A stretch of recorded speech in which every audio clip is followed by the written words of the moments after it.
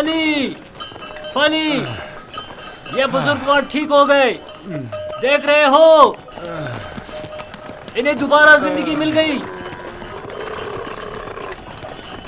تم ٹھیک ہو گئے؟ دیکھ رہے ہو کہ ٹھیک ہوں۔ تم نے اسے صحیح کیا ہے نا؟ میں؟ اسی طرح جیسے قطمیر کو شفا دی تھی۔ خدا شفا دیتا ہے، میں نے تو صرف دعا کی تھی۔ جناب مالک، جناب مالک، آئیے اور آ کر دیکھیے بیمار شفا یاب ہو گیا، آئیے اور آ کر دیکھیے۔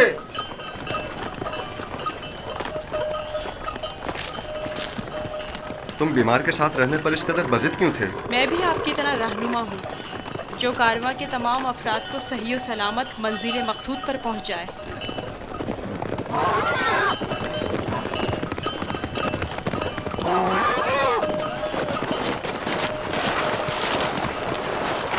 کیا ہوا ہے؟ تم ٹھیک ہو گئے؟ یوسف نے کہا تخت سے نیچے اتر آئیے اور پیدل چلیے، اور میں نے بھی ویسا ہی کیا۔ اب میں ٹھیک ہوں۔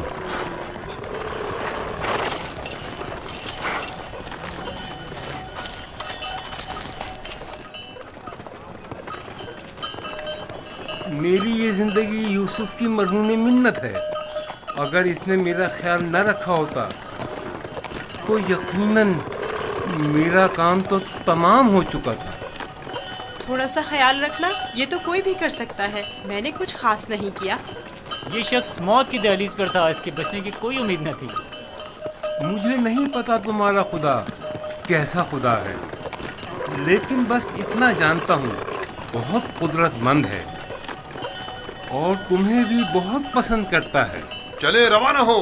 میں نے دیکھا کہ تم میرے حق میں دعا کر رہے تھے، بس اسی دعا نے میری حالت بحال کر دی۔ حرکت کریں۔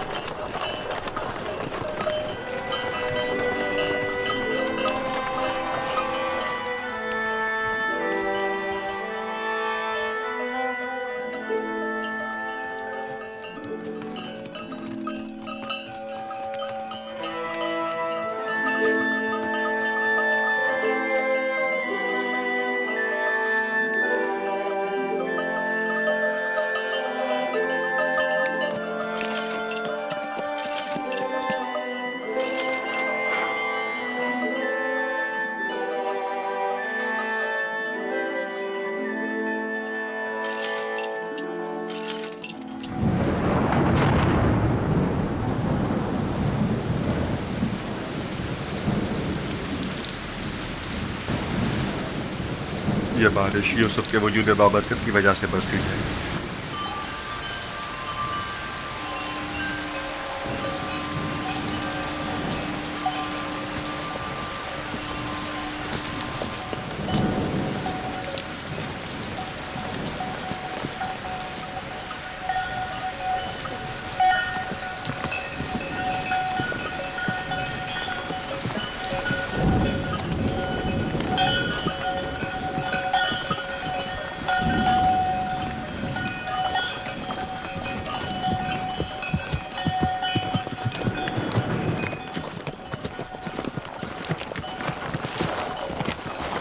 وہ سرزمین مصر ہے، آدھے دن سے زیادہ کا راستہ نہیں، بہت جلد سرحدی پہرے داروں تک پہنچ جائیں گے۔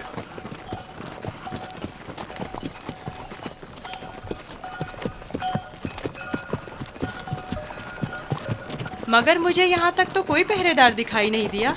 شام، کنعان و حجاز اور دیگر علاقوں میں طوائف الملوک کی رائج ہے، اور کوئی بھی مشخص حدود یا سرحدیں نہیں رکھتے ہیں، لیکن سرزمین مصر ایک متمدن خطہ ہے۔ یہاں ترقی یافتہ جدید نظم و ضبط کے تحت قوانین کی پاسداری، حکومت کی تعینات کردہ سپاہ نظر آئے گی۔ فرعونۂ مصر کا شمار دنیا کے طاقتور ترین حاکموں میں ہوتا ہے۔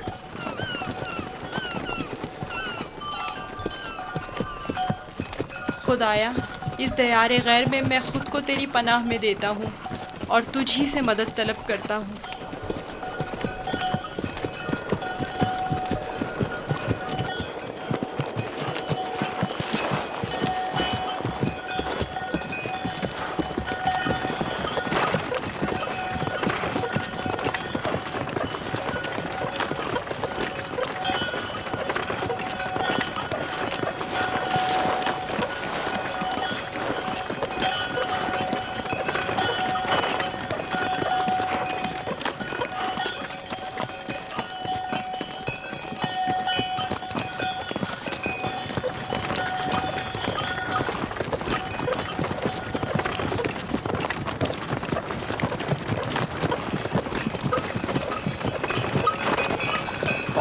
یہ رہی مصر کی سرحد.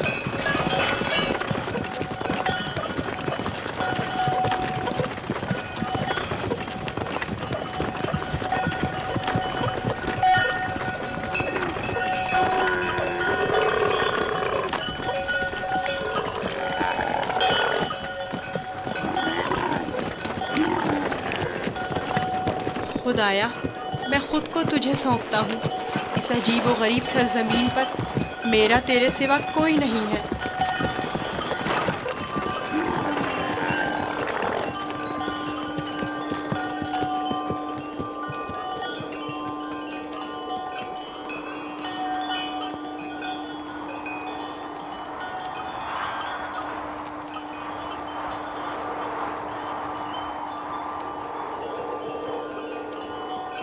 رک جائیں. آپ لوگ کون ہیں اور کہاں سے آ رہے ہیں؟ بابل سے مالک ابن زعر ہوں.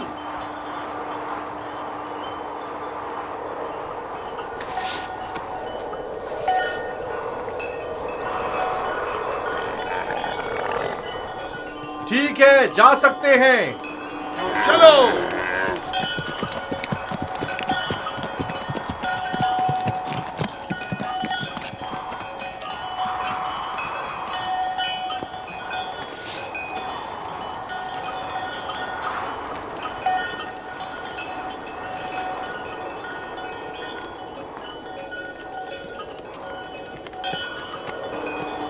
کیا یہ لوگ آپ کو جانتے ہیں؟ ہاں بالکل جانتے ہیں. ہم نے سالوں تجارت کی غرض سے مصر کا سفر کیا ہے. مصر کافی قدیم اور متمدن سرزمین ہے. شام اور کنعان میں بہت زیادہ فرق ہے. عجیب سے کپڑے پہنے ہوئے تھے. ہاں، یہ سربند پہن کر ان کے چہرے دار سانپ کی طرح نظر آتے ہیں. یہ خطہ سرزمین سانپ کے نام سے معروف ہے. اہل مصر معتقد ہیں کہ ایک بہت بڑا اژدہا سرزمین مصر کا محافظ ہے.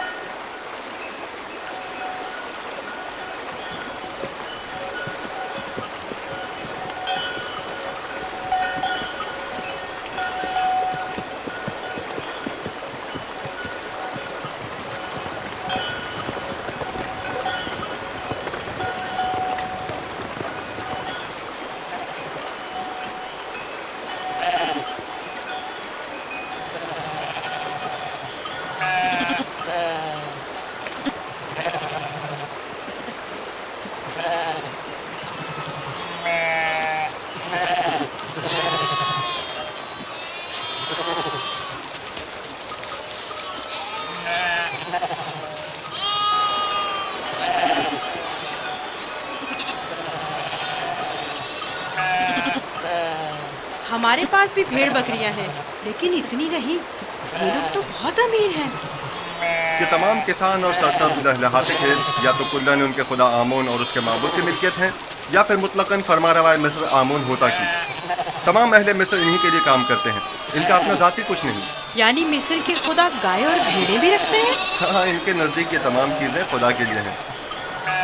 خدا نے تمام چیزوں کو خلق کیا ہے، لیکن اپنے لیے نہیں.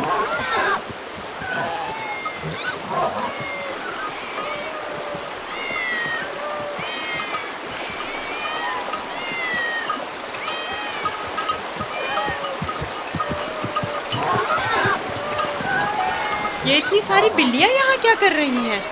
اس شہر کے لوگوں کا خدا بلی ہے. یہ شہر کا معبود ہے، مرکزی شہر کا معبود. یہاں کے لوگ بلی کو بہت پسند کرتے ہیں.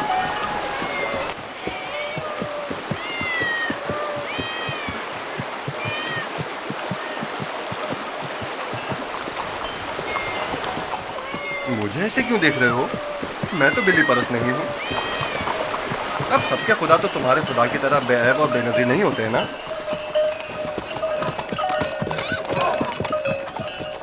جناب مالک، اس شہر کے لوگوں کا خدا بلی ہے جو کھانا بھی کھاتی ہے. زیادہ تعجب کرنے کی ضرورت نہیں. इस सरजमीन के खुदाबंद तो मर्तबे भेड़ बकरियां हत्ता के जनो फर्जंद भी रखते हैं।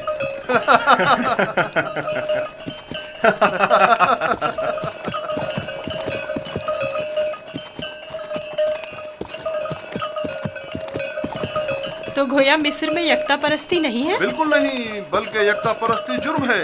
और तुम भी यकता परस्ती के मुतालिक कभी कोई बात ना करना और ना ही इनके खुदाओं की अहानत करना। लोग बर्दाश्त नहीं करेंगे।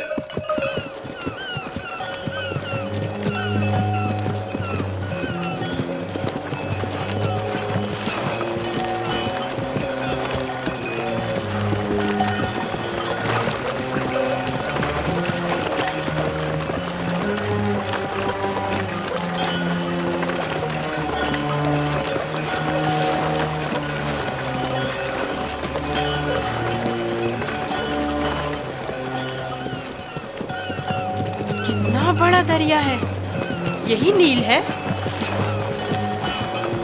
ये तो नील का बच्चा है, यानी नील की एक शाख। नील इससे कहीं बड़ी पुरशुक और मुकद्दस है।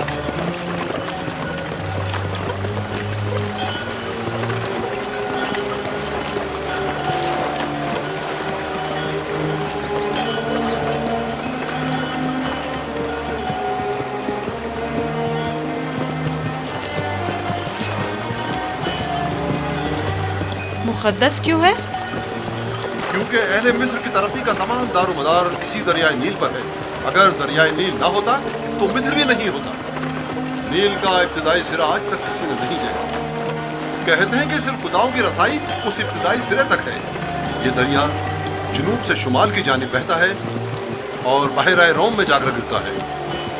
हम इस वक्त शुमाल से जुनूब की तरफ कदीमी शहर तिब्स की जानिब जा रहे हैं।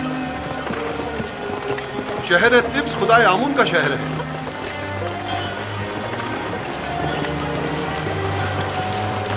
नील के उस तरफ दुनियाए गर्ब है, मुर्दों की दुनिया।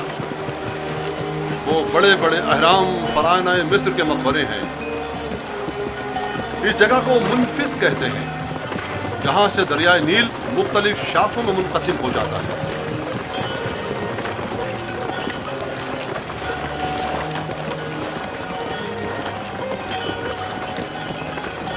अगर यूसुफ को किसी सरवतमंद के हाथों फरोख्त किया जाए तो न सिर्फ यूसुफ को नेमत और खुदासाइश जिंदगी मिलेगी, बल्कि बेशुमार मालूमता हमारे भी हाथ आएगा।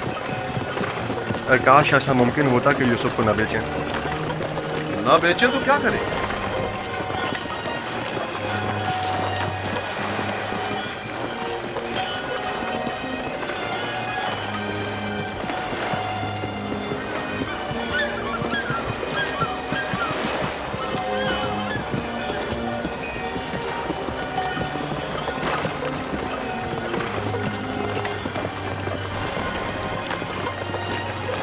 हम जुनूब की सिमत सफर कर रहे हैं और हमारे दाएं तरफ मुर्दों की दुनिया गर्भ वाक़ है।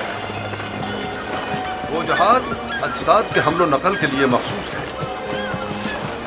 नील के इस तरफ जहां हम इस वक्त हैं, कदीमी शहर तिब्स वाक़ है। शहर तिब्स अहले मिस्र के खुदाओं का शहर है और फरमानवाए मिस्र आमून हौदा की हुकूमत का मरकज यही शहर है।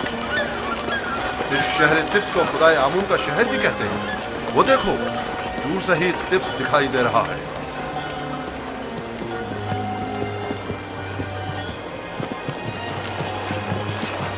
ये रहा तिब्स शहर, 100 दरवाजों वाला शहर। 100 दरवाजे? 10 दरवाजों से ज्यादा नहीं है, लेकिन जो मुसाफिर भी तिब्स शहर को देखते हैं वो अपने शहर वापस जाकर इसे 100 दरवाजों वाले शहर के नाम से याद करते हैं।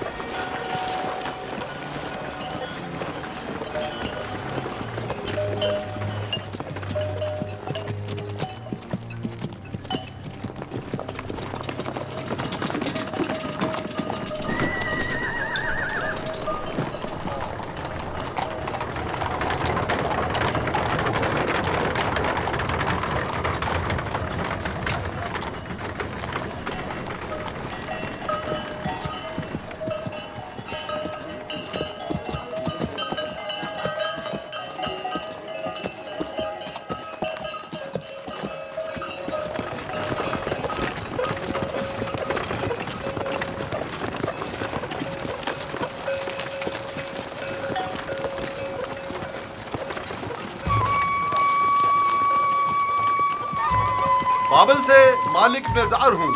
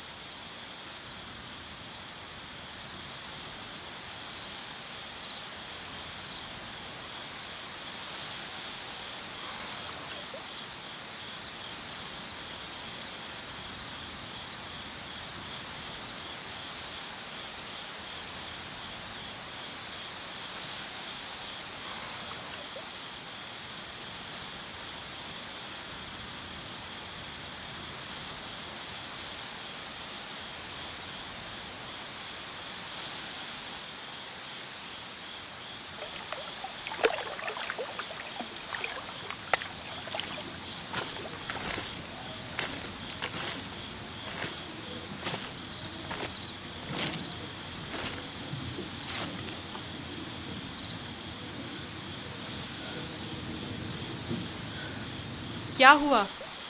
سو کیوں نہیں رہے؟ ڈر ہے کہ بھاگ نہ جاؤں.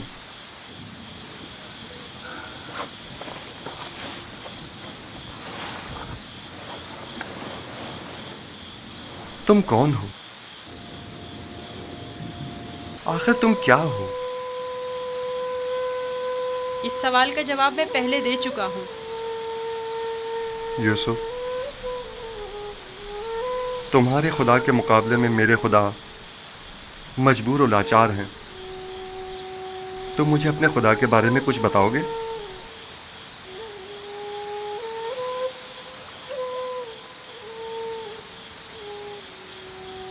तुम्हारा खुदा हाजिर और नाजिर है, हर जगह उसकी रसाई मुमकिन है। मैंने देखा है कि तुम आसानी से उसके साथ राब्ता बरकरार कर लेते हो। वो भी तुम्हारी आवाज़ को सुनता है और तुम्हारी दुआ कबूल करता है। मुझे यकीन है कि तुम दीगर इंसानों से मुख्तलिफ हो। तुम में ऐसी गैर मरी ताकत है कि जब जो चाहो कर गुजरते हो। लेकिन हर वो काम जिसमें मेरे खुदा की रज़ा शामिल हो। ये तुम्हारा खुदा कैसा है जो हर जगह तुम्हारा मुहाफिज है? आपने बखूबी उसके औसाफ बयान किए हैं। मैं चाहता हूं कि उस पर ईमान ले आऊं। आप उस पर ईमान रखते हैं, तजदीद ईमान की ज़रूरत नहीं। मैं ईमान रखता हूं।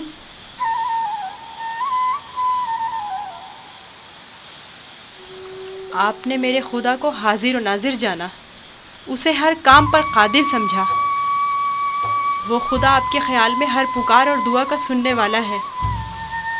आपने अपने खुदाओं को ज़ईफ़ व नातवा कहा, यही ऐन ईमान है। यानी तो क्या मैं इस वक्त तुम्हारी तरह यकता परस्त हूँ? आप तो उसी वक्त यकता परस्त हो गए जब कतमीर के हाथ को शिफा मिली। मैं आपके किए गए सवालों से ही समझ गया था। आखिर तुम कौन हो? क्यों नहीं बताते? बज़ाहिर एक गुलाम लेकिन दरपर्दा, जैसे तुम हमारे आका व मालिक हो।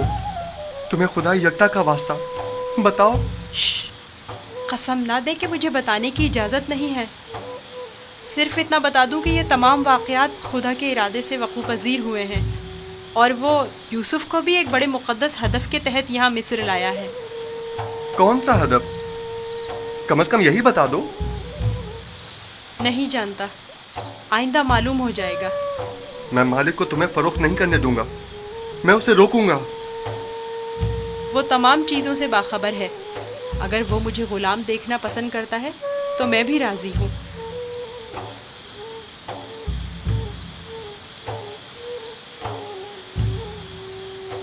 जाएं, जाकर सो जाएं और मेरी गुलामी की फिक्र ना करें।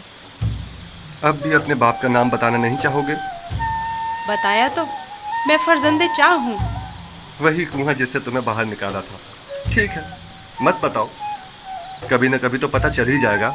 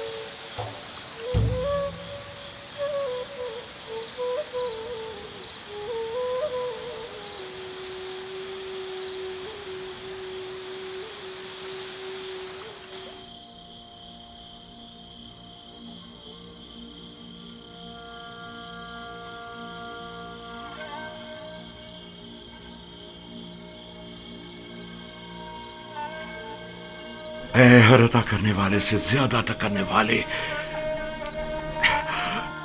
तूने जो हदिया मुझे अता किया था वो अब कहाँ है? अजीम हस्तियां हदिया अता करके वापस नहीं लिया करती। तो मेरे यूसुफ को लौटा दे, मेरे यूसुफ को मुझे लौटा दे।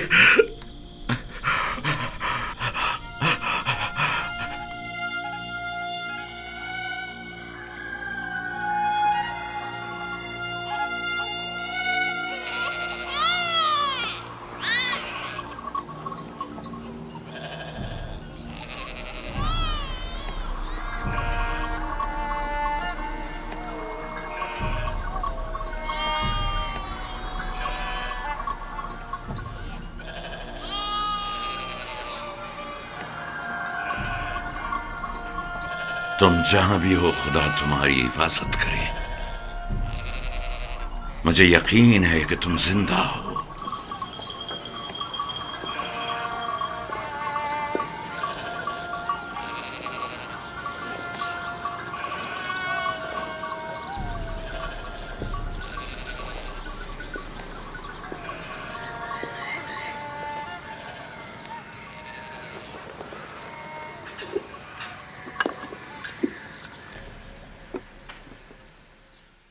एक बार फिर अपने बेटों से पूछ लो कि यूसुफ के साथ उन्होंने क्या किया। शायद अब की बार अपनी गलती का इकरार कर लें और हकीकत बता दें। आपको इतना इत्मीनान कैसे है कि यूसुफ जिंदा है? 2 वजहों से। एक तो कुर्ता जो कि साबित और सालिम है और भेड़िए ने उसे नहीं पाड़ा। दूसरा ये मेरा कल्बे सलीम जो मुझसे कभी झूठ नहीं बोलता। ठीक है, अगरचे कोई फायदा नहीं, लेकिन मैं फिर भी पूछ लूंगी।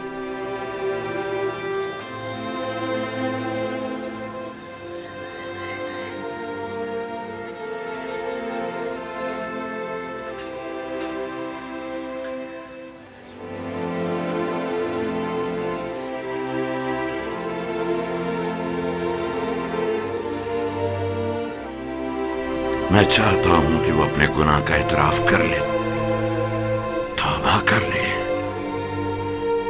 शायद खुदा उनके गुनाह बख्श दे। हमने अपनी आंखों से नहीं देखा, लेकिन यकीन है कि भेड़िया ने ही यूसुफ को खाया है। कितनी बार बताऊं? अगर 1000 बार भी बताओगे तब भी झूठ ही होगा। दिल तो चाहता है कि अभी तुम बच्चे होते और मैं तुम्हें ताजिया ने मार मार के तुम्हारी खाल उधेड़ देती। अगर भेड़िए ने यूसुफ को खाया है तो उसका कुर्ता क्यों नहीं फटा? हमें भी नहीं पता। हमारी खुद समझ में नहीं आ रहा है कि हुआ क्या है। मैं तुम पर लानत भेजती हूँ। तुम लोग झूठ बोल रहे हो। यूसुफ को किसी भेड़िए ने नहीं खाया, बल्कि उसे भेड़िया सिफतों ने मारा है। भेड़िया सिफतों ने।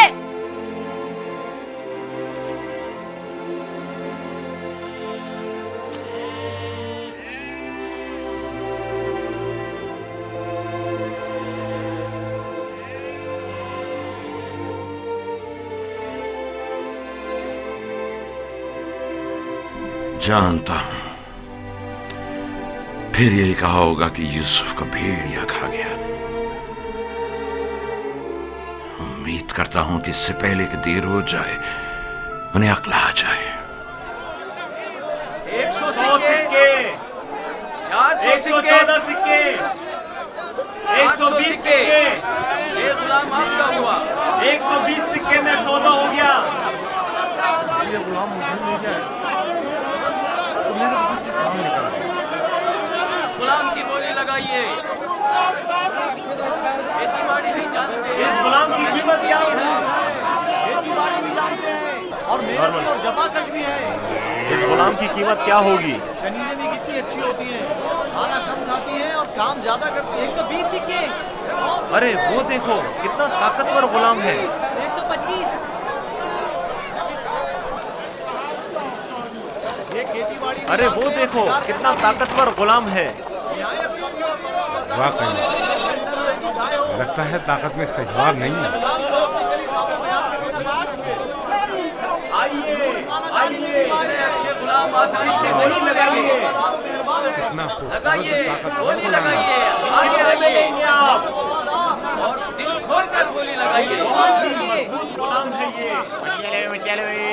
आपके बहुत काम आएंगे।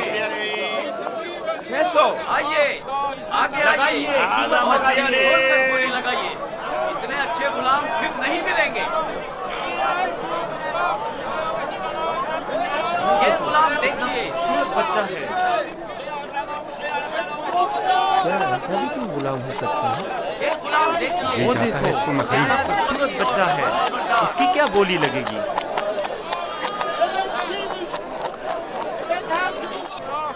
वो देखो मालिक, बच्चा कितना खूबसूरत है। इस जैसा गुलाम आज तक नहीं देखा। काश ये मुझे मिल सके। इसे मत बेचो। क्या खूबसूरत बच्चा है। ये कितने में बिकेगा? अरे वो देखो कितना ताकतवर गुलाम है। मैं भी उसे बेचने पर दिल से राजी नहीं हूँ। 200। तुमने देखा नहीं वो खुद अपने बिकने पर कितना माइल है। लगाइए लगाइए, गोली लगाइए। लगाइए लगाइए, गोली लगाइए। इस गुलाम की कीमत क्या होगी? मैं बर्दा फरोशी तो नहीं जानता, लेकिन इतना जानता हूँ कि ये गुलाम खूबसूरत, होशियार और पढ़ा लिखा है। दीगर मजीद खूबियां भी हैं इसमें जो इसकी कीमत बढ़ाती हैं। ये गुलाम मैं इसे कम कीमत में नहीं बेचूंगा।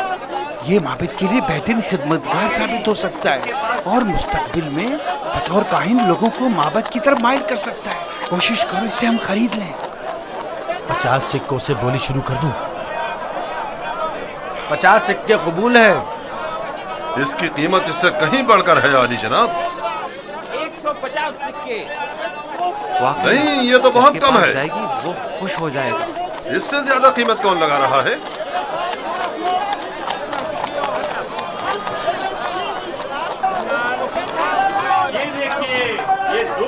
دیکھو جناب پوتیفار آ گئے.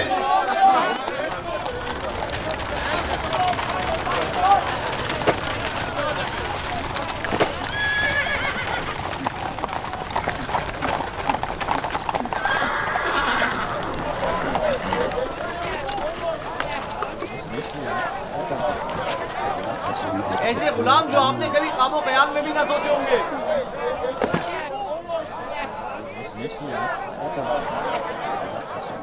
یہ کھیتی باڑی بھی جانتے ہیں اور شکار کرنا بھی.